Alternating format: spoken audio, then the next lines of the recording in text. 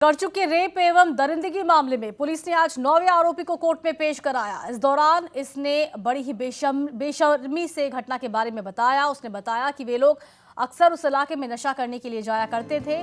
उस दिन भी उसे उसके साथी ने ही फोन कर बुलाया था। तो 9वें आरोपी को पकड़कर उसे कोर्ट में पेश किया गया, जिस दौरान उसका बयान सामने आया। उसने खुद बताया कि उस रात को क्या हुआ था और कैसे ये घटना हुई।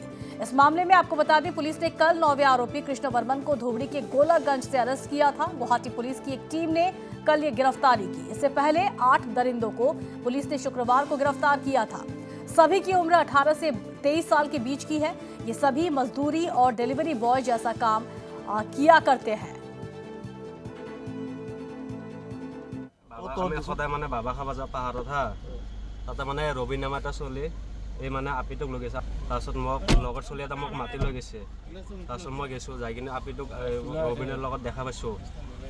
দেখা পাই কিনে সেই আৰু ভিডিঅ'টো মানে মই কৰা নাই, মোৰ মোবাইলেদি মানে পিং কৰি মানে ভিডিঅ' কৰিছে। মোৰ লগৰ চলি এটা ভিডিঅ' কৰিছে। ভিডিঅ'টো মানে মই ভিডিঅ' কৰা আমালোকে আছিলোঁ, বহুত কেইজন আছিলোঁ। মোক মাতি লৈ গৈছে পাহাৰত, মই গৈছোঁ। মোক ফোনত মাতি লৈ গৈছে, মই গৈছোঁ।